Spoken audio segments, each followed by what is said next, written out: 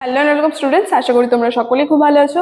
জ্ঞানজ্যোতি coaching সেন্টারের পক্ষ থেকে তোমাদের সবাইকে আরো একবার স্বাগত। তো আমি মীরা ম্যাম, আমি আজ তোমাদের তোমরা যে কোচবিহার পঞ্চমবর্ণ ইউনিভার্সিটি আন্ডারে পড়ছো, তোমাদের সেকেন্ড সেমিস্টার মেজর 2 যে বেঙ্গলি পেপার রয়েছে সেখান থেকে আজকে বিষয়টি নিয়ে আমি আলোচনা করবো। সেটা হচ্ছে কাজী নজরুল ইসলামের রচিত যে কাব্যগুলি রয়েছে সেই সম্পর্কে একটা সংক্ষিপ্ত আলোচনা কিন্তু আজকে ক্লাসে আমি তোমাদের সঙ্গে করবো। অবশ্যই ভিডিওটা তোমরা শুরু থেকে শেষ অবধি দেখবে। ভিডিওর আলোচনার বিষয় শুরু করার আগে খুবই একটা গুরুত্বপূর্ণ ইনফরমেশন তোমাদের সঙ্গে আলোচনা করে দিয়ে যে তোমরা যার ভাবছো এই সেমিস্টার আমাদের সঙ্গে অনলাইন ক্লাস বা নোটসের জন্য যোগাযোগ করবে তাদেরকে বলে দিই, এখানে বোর্ডের কর্নারে দেখো দুটি নাম্বার দেওয়া আছে। এই নাম্বার দুটি হচ্ছে আমাদের Gyanjyoti coaching centre official helpline number. যে কোনো একটি নাম্বার মধ্যে কল করে নিয়ে কিন্তু আমাদের সঙ্গে যোগাযোগ করে নিতে পারবে। তার সঙ্গে তোমাদের বিভিন্ন সেমিস্টার কোর্স ফি কি কি আছে সেটা বলে দিচ্ছি। যারা মেজর কোর্সের আছে তাদের জন্য কোর্স ফি আছে 1199, আর যারা মাইনর কোর্সে রয়েছে তাদের জন্য আছে 699।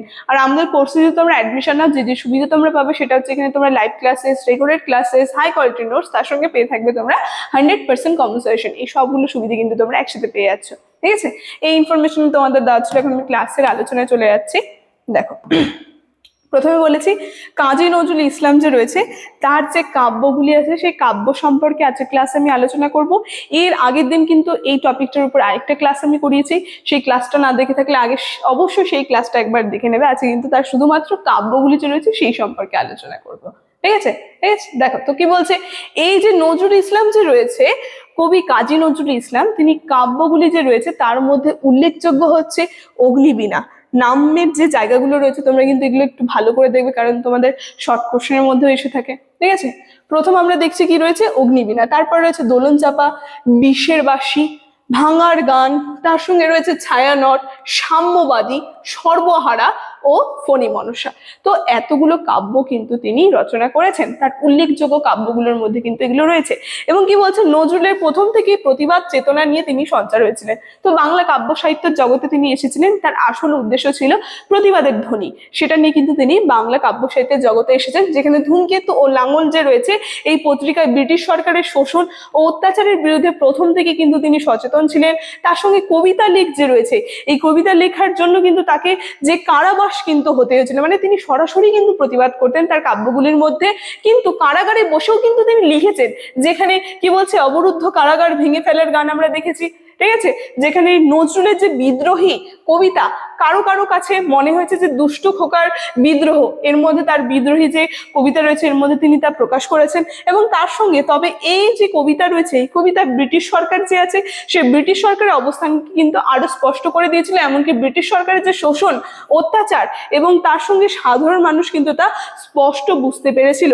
ক্রমাগত আমি শব্দ, এই শব্দটা প্রয়োগ করে কিন্তু তিনি যে প্রতিবাদের যে সুর, সেই সুর কিন্তু তিনি শুনিয়ে গেছেন। তারই উদাহরণ কিন্তু আমরা দেখবো। এখানে দুটো লাইনে কিন্তু দিয়ে দিয়েছে। তিনি বলছে কি, দেখো এখানে বলেছে, উদাহরণ আকারে বলছে যে আমি চর দুর্দম দুর্বিনীতি নৃশংস মহাপ্রলয়ের আমি নটরাজ, আমি সাইক্লোন, আমি ধ্বংস, আমি মহাভয়, আমি অভিশপ্ত পৃথিবীর, আমি দুর্বার, আমি ভেঙে করি সব চুরমার। এই যে আমি শব্দটা, এই আমি শব্দটা কিন্তু বারংবার তিনি কিন্তু উচ্চারণ করে কিন্তু তিনি প্রতিবাদ করে গেছেন। ঠিক আছে, খুব সুন্দরভাবে কিন্তু একটা উদাহরণ দেওয়াই আছে এখানে। বলছে তাই নজরুল হচ্ছে মিলনের কবি, যেখানে মানবতার কবি, তার সঙ্গে হিন্দু মুসলিমের সাম্প্রদায়িক বিভেদ ঘুচিয়ে দিয়ে তিনি মহান মানব সন্ধানের সন্ধানকারী কবি। যেই কারণে কিন্তু তার যে আর কি কবিত্ব যে রয়েছে, তার যে কাব্য সাহিত্যে সেই অবদানটা কিন্তু আরো ফুটে ওঠে। কারণ কি তিনি কি করেছেন, তিনি যে রয়েছে দুটি ধর্মের মধ্যে কিন্তু একটা মিলন, ঠিক আছে, বিভেদ ঘুচিয়ে দিয়ে কিন্তু মেলবন্ধন তৈরি করে। এবং কি বলছে, এই মানবতার সন্ধানে তাকে পুরাণের জগতে যেমন প্রবেশ করতে হয়েছে, তেমনি কিন্তু ধর্মীয় মৌলবাদী যে রয়েছে তাদের গাল দিতেও কিন্তু হয়েছে। যেখানে ব্রাহ্মণ্যবাদ ও মৌলিকরা সাধারণ মানুষকে নিজেদের নির্দিষ্ট বলয়ে সীমাবদ্ধ রাখতে চেয়েছিল। ঠিক আছে, যেখানে ইংরেজ জেনেছিল যে হিন্দু মুসলিমের মধ্যে যদি বিভেদ তৈরি করা দেওয়া হয় তাহলে কিন্তু এই দেশ দীর্ঘকাল তারা শাসন করতে পারবে, শাসন চালানো কিন্তু তাদের পক্ষে সম্ভব হবে। এটা কিন্তু তাদের আসল উদ্দেশ্য ছিল। তারা ভেবেছিল যে এই দেশে থাকতে গেলে তাদের কি করতে হবে, তাদের একটাই হচ্ছে উদ্দেশ্য ছিল, হিন্দু আর মুসলিম যে রয়েছে তাদের মধ্যে একটা বিবাদ তৈরি করা। তাহলে তারা যদি নিজেদের মধ্যে বিবাদ নিয়ে ব্যস্ত থাকে তাহলে কিন্তু তাদের দিকে কেউ নজর দিতে পারবে না। সেটা তাদের আসল উদ্দেশ্য ছিল। তো এই জিনিসটা তারা বুঝতে পেরেছিল।